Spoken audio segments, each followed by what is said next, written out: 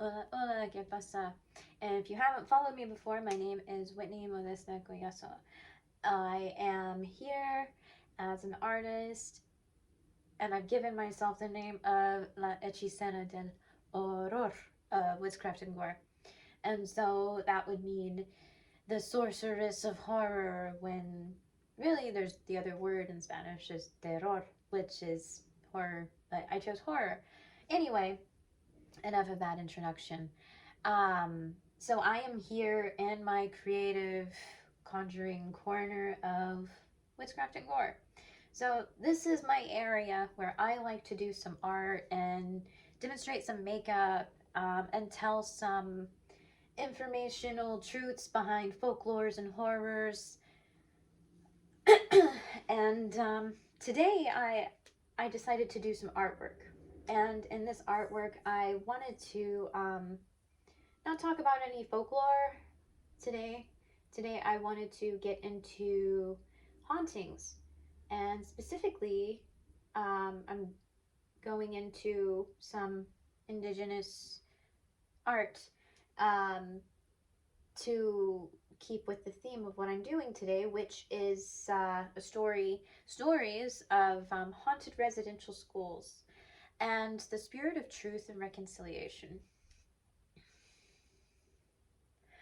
which is actually known. Truth and reconciliation is now a holiday, which I'll talk about in the latter part. But it's a day of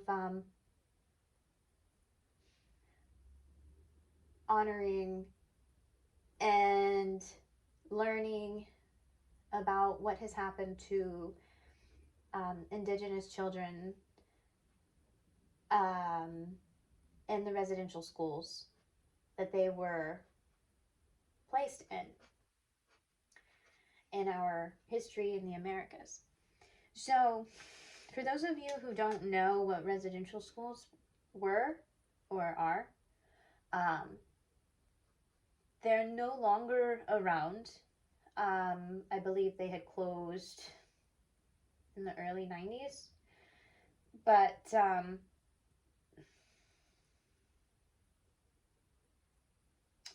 they started out as facilities that were government run. Um, Not all were started out that way, but they were government run boarding schools, but they were authorized by Christian and Catholic missionaries. Eventually, some of these schools turned over to indigenous communities, um, to help facilitate and keep the education and move things a different way.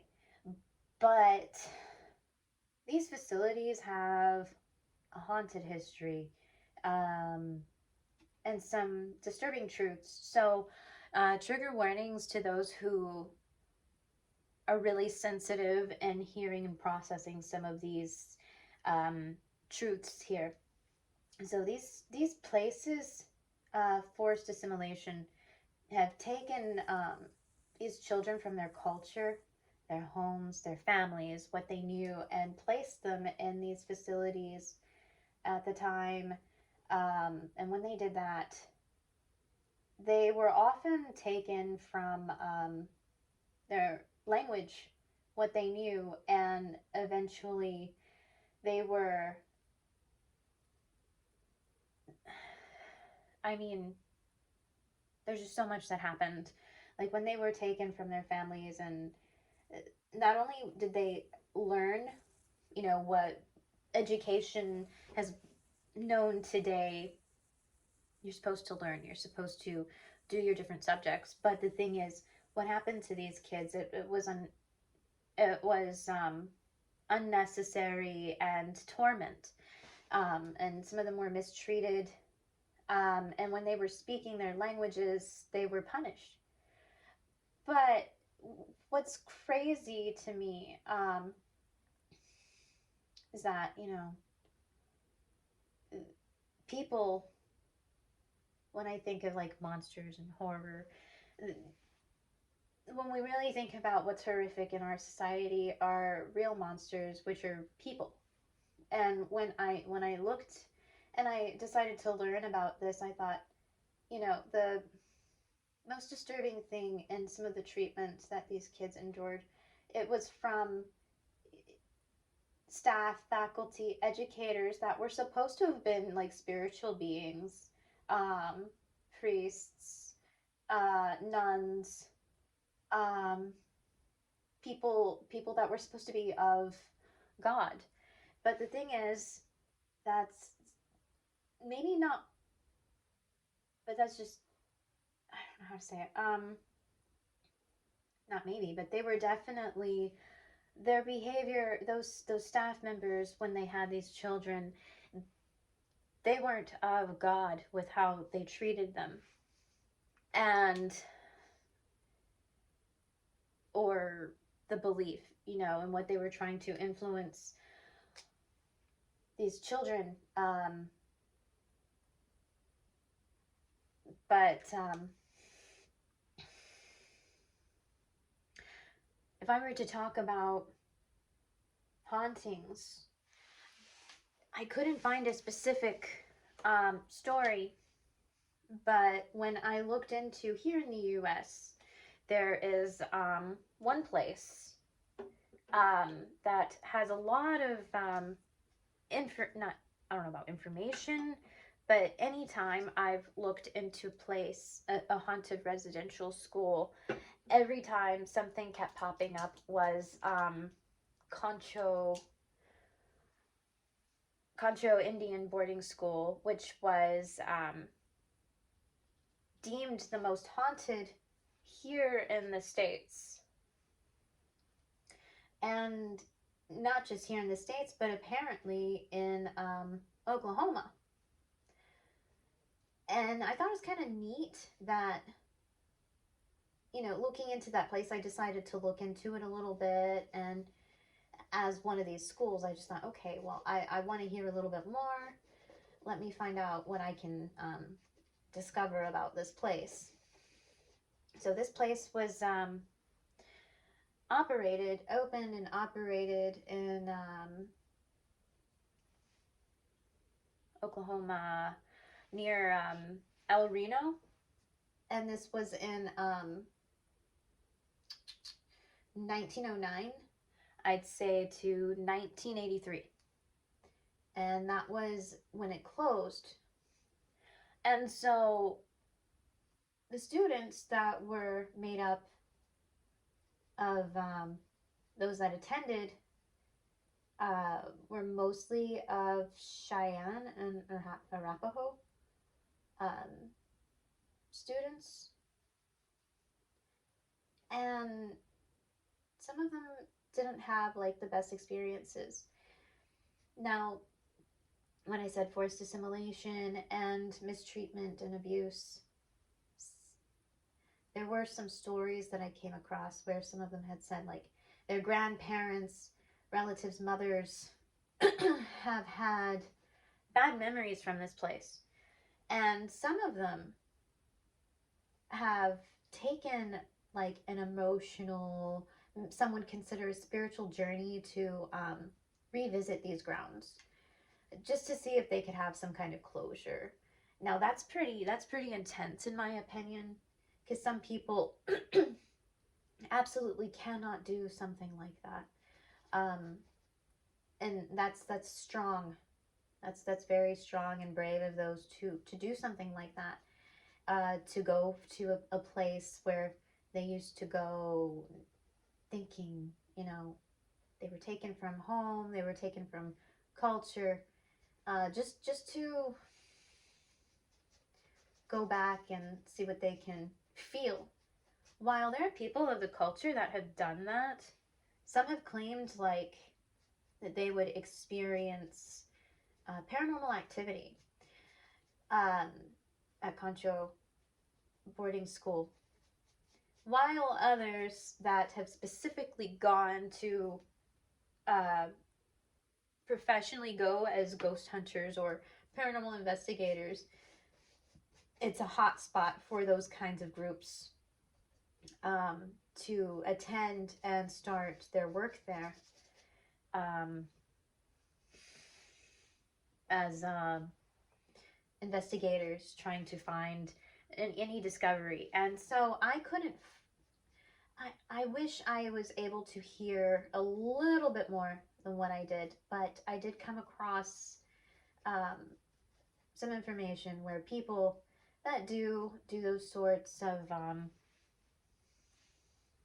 investigations, they'll use these electronic devices to get voice recordings, and they call those EVPs. Some of them have been successful in finding things like that, while others have used something else that people use today called, like, I think they're called voice boxes, and it's another electronic device used by paranormal investigators. That they will set up, and they'll talk through these devices, not just the recorders, but these other devices, to try to communicate with what's there. And some have been successful, or so, they say. I'm not going to dismiss or anyone's experience or findings. I'm not here to say this is wrong, this is right, this is real, this is fake. I'm just here to do some art and talk about this a little bit. So to whoever is a skeptic and watches my stuff, that's perfectly fine. To whoever who believes in this, in these things, I appreciate you as well. So, but I myself would like to hope and believe that there's something beyond us, in this life or other lives, but or anything of the sort. But we'll just anyway.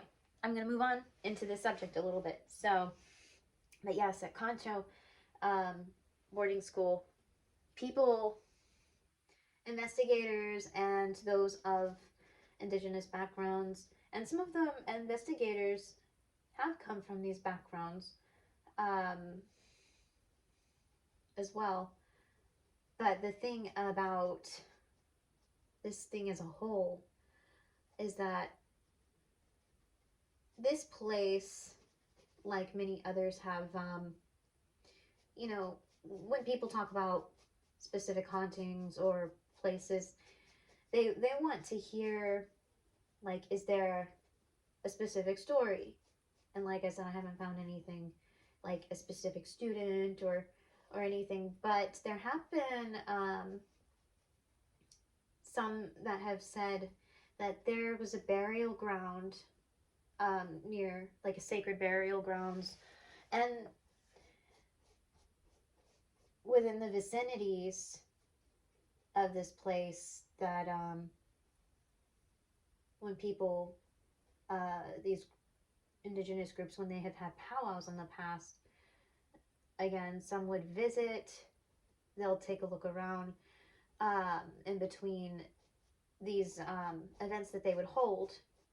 And also, there was a gymnasium, apparently, and my shadow people are getting a little off.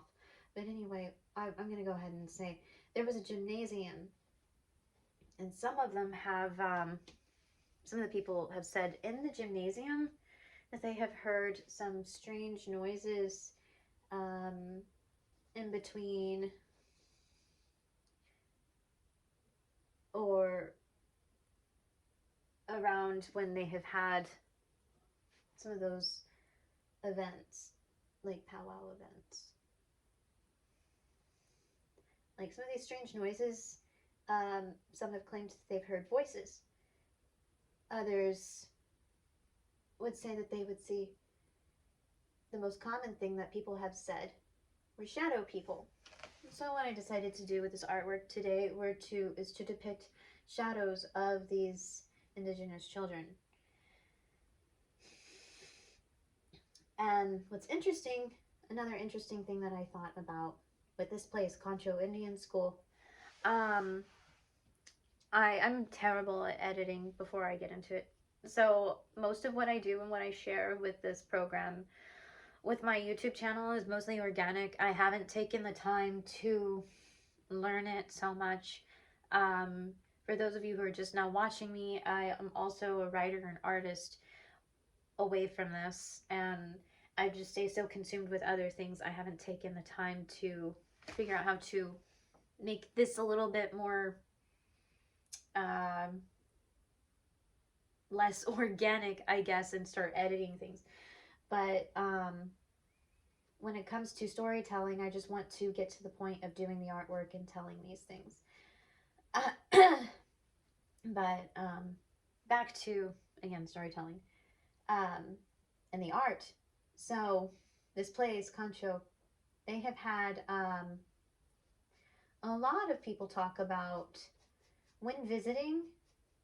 Some people just want to see the artwork that's displayed on the walls out in the vicinity. And around and on upon the building itself, the buildings themselves, there is mural not is there are murals, and it's beautiful. Like if you Google it and you go online and you look up Concho Indian School, you can see the artworks there on those walls.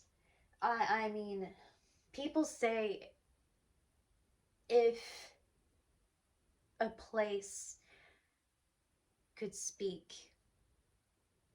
I haven't, I've never ventured out there, but when I looked at the artwork, it was beautiful, but also some of it was incredibly sad.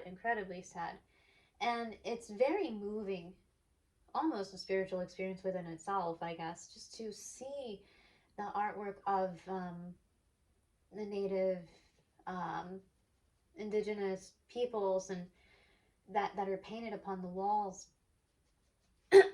And I think it's beautiful.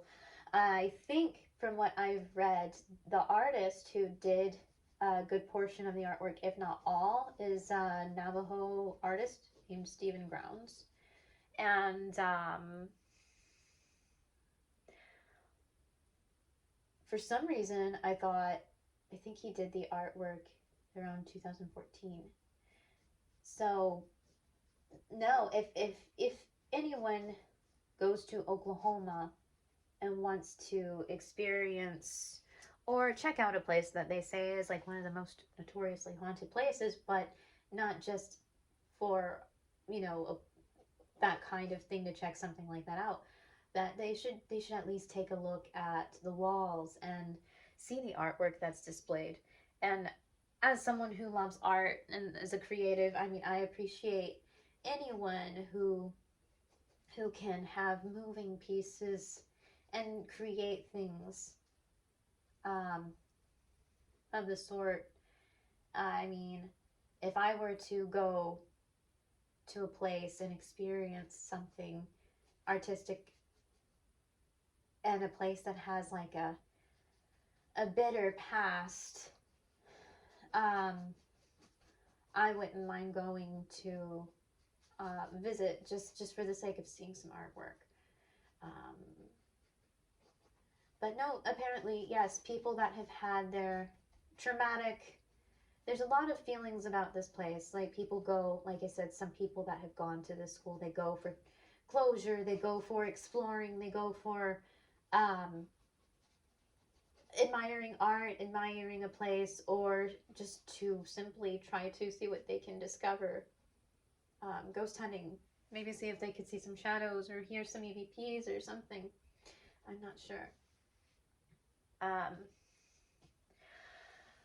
but yeah, so those who are interested, yes, go ahead and after you view this, check out Concho Indian Schools.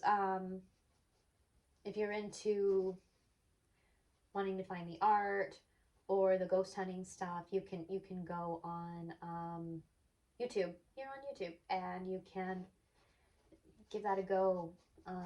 Check out the people that and see what their findings are. And if you happen to see or hear any personal, or if you have any personal stories or know of anything, feel free to drop it in the comments, because I would love to hear a little bit more about this place. Um, because regardless of beliefs, I still love hearing experiences. You know, I mean, I have a respect for it all, for whoever, you know, what they choose or invest their beliefs or passions in. I'm open to listening, um, to experiences and opinions of this nature. So these are my little shadows. Um, and I was trying to think, you know, I know this is like my third piece that I've done on art as far as painting. I wanted to do this as respectful as I possibly can. I didn't see a means as to wanting to do a makeup. Um, I am a makeup artist as well, and I just thought it's better for me to display this on canvas. And also, considering, you know, the um, Truth and Reconciliation Day and observing this, it's a piece that holds. Makeup is not forever. I mean, at the end of the day, when I do makeup, and like I said, I wouldn't want to do that for this because I didn't feel right. But makeup's not forever, but art on a canvas or paper, it holds. And I felt like this is more honorable, um, to do this in display. So, but yes, I've talked about Concho Indian School, right? So, but there are so many that have that are placed with, um, I'm pretty sure have, you know, a background where people say like maybe they have had paranormal experiences or hauntings, but the truth holds, like I said, that what's far more terrifying is the abuse. What these children have gone through, you know, in the process of enduring what was supposed to have been or told that they were going to have like education. But again, some of the education and how it was handled was completely unnecessary. These children have gone through physical, emotional, spiritual, and mental and sexual abuse. There's just so much that has been kept in the shadows, you know, and it's tough because just within the last few years, a lot of people that have endured these things that are elders and uh, relatives of those have started to speak out about their experiences. Some are authors, some are artists, and then some are, you know, people that they're just getting their stories out there and raising awareness as to the true haunting, the true things that have really gone on in these places. You know, all of this is disturbing. The monsters behind it, or the people, the facilities, the people, and how they treated them. Um, and I took my time this summer to read up a little bit. I found an author, and interestingly enough, if those are who are on TikTok or on Native or Indigenous TikTok or Book Talk or whatever their niches are, if you like to read, there was an author that I found or stumbled upon because of the algorithm. His name was Raymond Tony Charlie, and he is. I just dropped my paintbrush. Raymond Tony Charlie is an author. Um, I, I'm not going to try to pronounce the name of his First Nations background because I'm going to mess it up. But he went to a school called Cooper Island in Canada. And he wrote a book about his experiences. And for those who are emotional and could cry easy, I'll tell you, I am too. I read his book and I cried. Because he shared not only his experiences, but some of his friends and people that he, befriended, and I think he even had relatives that had some interesting and not so interesting and some pretty intense experiences. So for anyone that's interested in, I don't know if I should tell you some of the stuff that he wrote in his book, but I think I'll just go ahead and mention one thing. Again, trigger warning to those who are a little bit sensitive and hearing some of these things. There's a chapter in the book that I really found disturbing. So spoiler alert for those who read, I apologize. He mentions that there was an apple tree. Some of the people weren't just abused, right? Some of these children were murdered. And I'll tell two stories, but the apple tree story and one other one really got to me. Now, he said that there was this apple tree, and it looked vibrant or something of the sort, and but it had this history where there were children, like younger children, there were babies, like some of the girls that attended the school when they were impregnated, and if they gave birth or were forced to abort, it's disturbing. After staff had done that to them and they had these infants, that they were buried near this apple tree, and I think the author said it was either himself or someone else who ate from an apple from the tree, and it tasted horrible. So can you imagine a place with something that was not not growth, but like that grew in an area that had a tainted spot, that was nothing of fruition, but just sadness.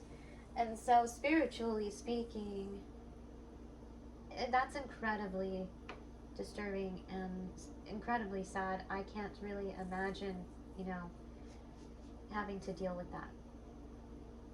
And then this other experience that he wrote in his book was,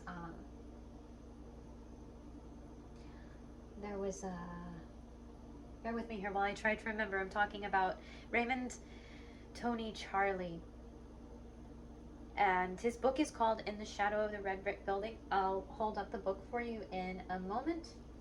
But when I mentioned that sometimes at these facilities there's stories about the staff, these priests or nuns or whatever figure that was in charge and supposed to have been an educator, have really, really hurt these children and even murdered. Raymond Tony Charlie had said that there was a girl that was pushed off of, I don't know if he said it was 2-story or 3 stories from the ground of the school by a nun. And the girl fell to her death.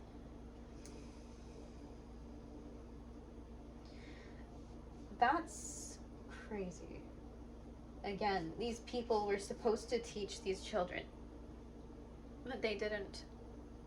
They weren't educators, they were monsters. Like they were horrible. But yeah, I'll go ahead and pull the book out. So this is the book called In the Shadow of the Red Brick Building by Raymond Tony Charlie. And he's an elder, and this book is very much worth it. So, like I said, if you're sensitive and you tear up a little bit from reading, yes, trigger warning, especially to those who want to read these kinds of things. It's an emotional investment, but it's worth it if you really want to know and learn about these things. Now I'm barely halfway through this, but there. But I guess I'll go ahead and talk about the artwork a little bit before I, get back into talking about some of these children and experiences. So, like I said, I chose to depict shadows of these Indigenous children because spiritually, I feel like shadows envelop a lot of what we are inside and out. More like exterior, like you see my shadow now, but if you don't see me as a person, and then you see the shadow, it's what we all have in common, what makes us human. We this is something that we have in common. We have shadows. We have, but also it's something in a way that could be symbolized for what's beyond. And so I thought, okay, holding memory, holding shadows was a good way for me to try to express art. I'm a sucker for silhouettes, and I feel like silhouettes are definitely artistic and spiritual symbols. And I feel like this would be a good way for me to depict these individuals or those who were forgotten. Especially when people feel like these children, when they've gone to these schools, some of them felt like they were forgotten. They were taken away from their homes, stripped of their language, stripped of their culture. Their hair was cut.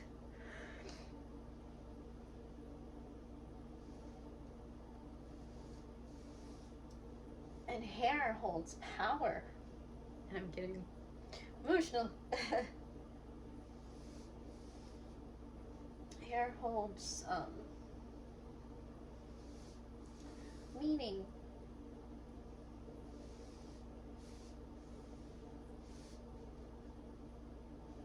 With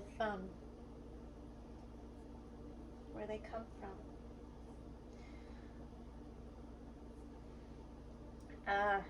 For those who are on TikTok, there was this educator, talking about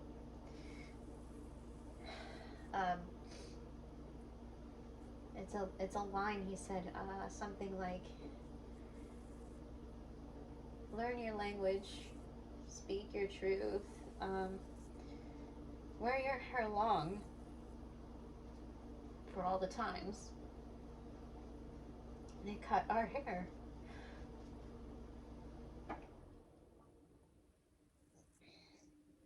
I cry every time.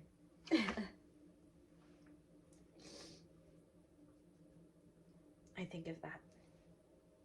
And I'm probably gonna ruin my makeup, which I think I already have done. I don't know. I guess I had some stuff on my face. But anyway, so, ooh, I told myself I wouldn't do this, but it's hard. No, these children, some of them felt like they were forgotten. A lot of them. And some of them didn't make it home. Some have said that they have run away, which probably have, but there were some that were also, their lives were taken from staff from some of these places, and some of them, their lives were lost by suicide. I mean, when you're taken away from what you know, when you think about it, when you're taken away from what you know, your family, what makes you you. You know, some people take pride, Indigenous peoples take pride in, you know, the spirit of culture, their spirit of family, but being forced out of that environment, um, just to learn uh, what people would say is, and I would agree, is Eurocentric uh,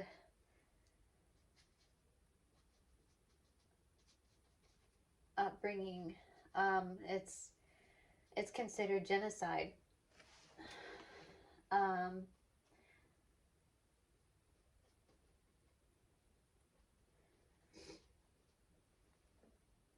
like, what started my interest, I wouldn't say interest, but I mean, if hearing, I first heard about this in these situations in 2001. And then in 2001 was when I heard Kamloops in Canada. They started to unearth and do investigations or continue investigations of those lives that were affected. And they found bodies. They found 215 bodies near Kamloops of these children. And the search continued, and it started in Canada, and it's still going on in Canada. But here in the U.S., we barely scratch the surface. Like, there's places here where, you know, people have started, you know,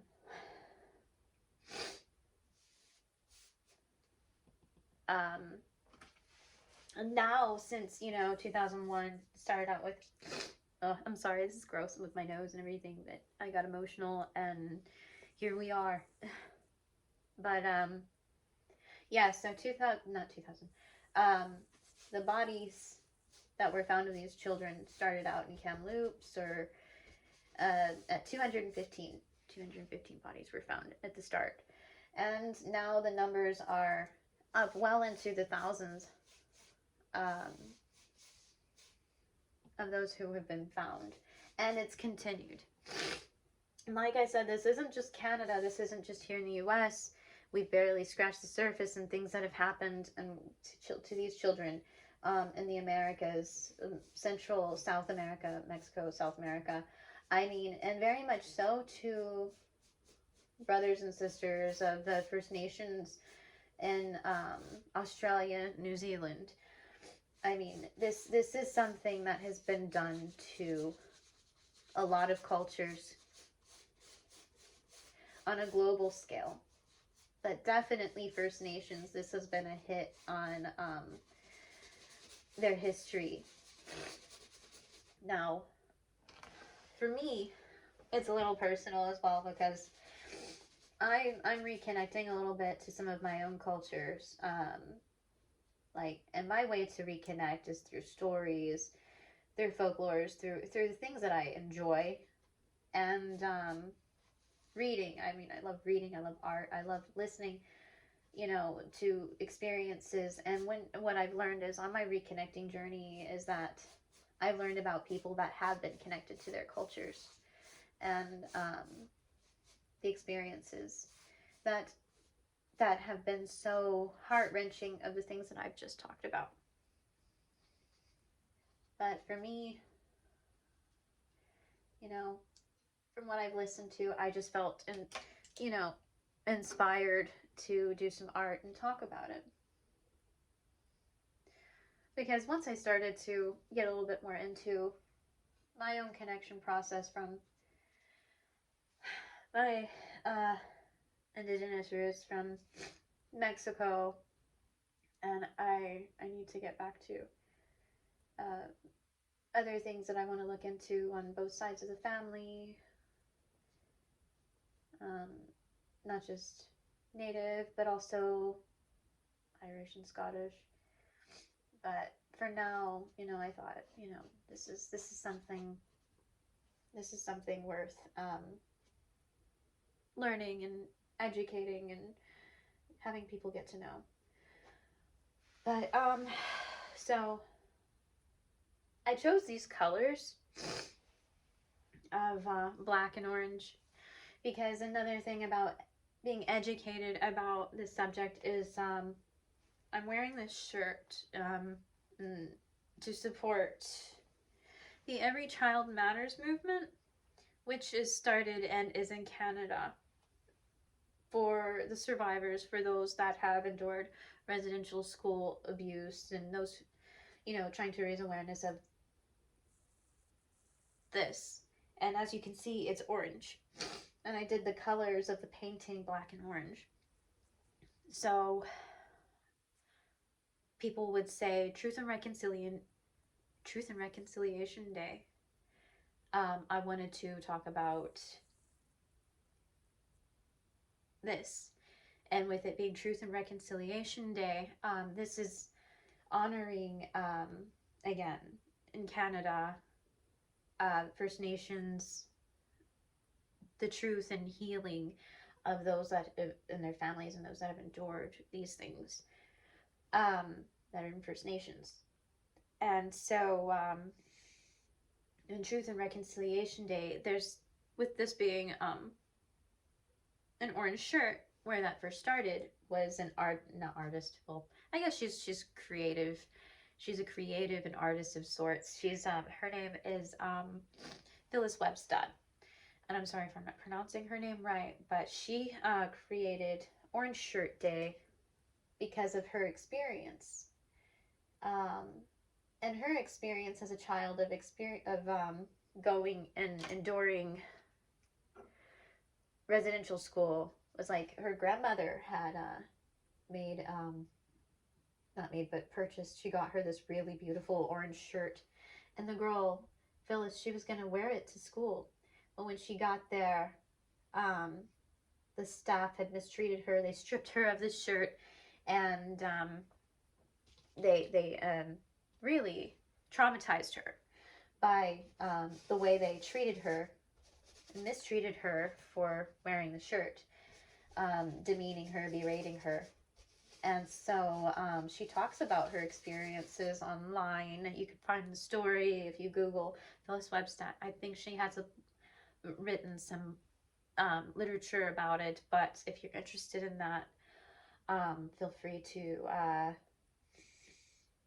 go online, and I'll share my website, which I'll have socials, my own personal socials, but things that I want people to really take a look at is not just my own stuff, but the sites and the things that I'm going to provide for those who are interested in seeing what they can do to do their part for these things. Like, look at Phyllis Webstad's history and creating Orange Shirt Day because of her personal experience.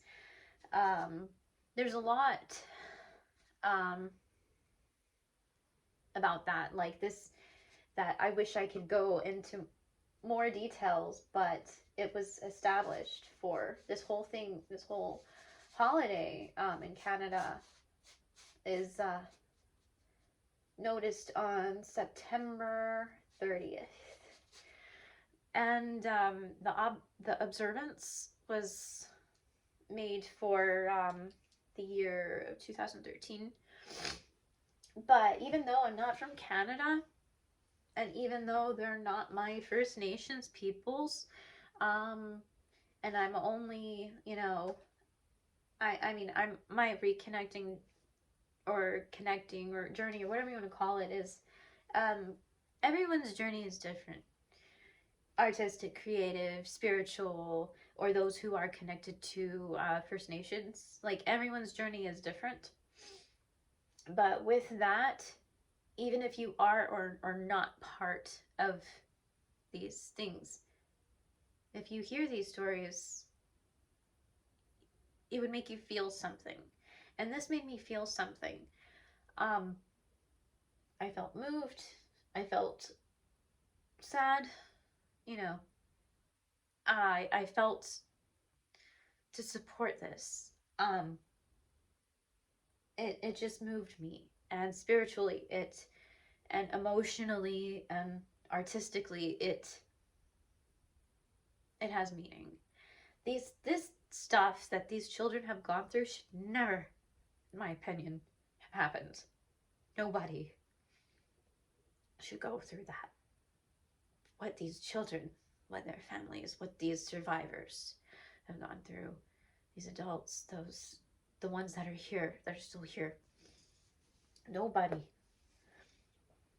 deserves it. And I hate this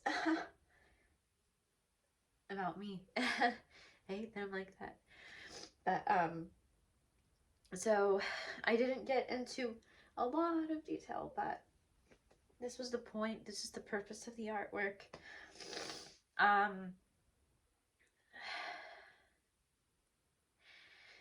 The hauntings, the haunted truth is far more terrifying than any ghost story. And that's what I wanted to express today. So thanks for sticking around. And I promise with my next video, I will do something different. Again, I like to do things with meaning, but also sometimes I like to make things fun. Sometimes I like to get deep, and today I did that. But if you are interested in checking out my next thing, which will be more uplifting, stick around and follow me. And so my YouTube channel here, I am the Hechicera del Horror. I messed up. The Hechicera del Horror of Whitscraftngore. I'm not talking right today. But anyway, that's my YouTube channel. And then for makeup, art, commissions, lessons, I can do those through Zoom if anyone's interested. You can email me, so we can do PayPal at whitney.goyaso, however you want to say, at gmail.com. And for those interested, like I said, I'm going to provide, I have provided in my sites, not just my socials, but information on Every Child Matters,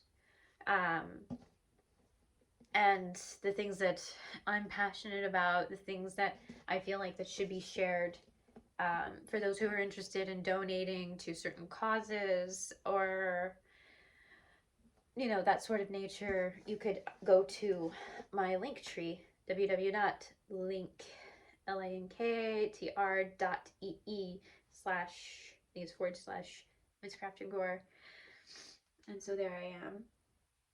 And thank you so much for sticking around and learning with me as I have journeyed into some artwork and honoring Truth and Reconciliation Day with my subject of haunted residential schools and the spirit of Truth of Reconciliation Day in honor of Every Child Matters. So thank you. And thanks so much. Have a good one, guys.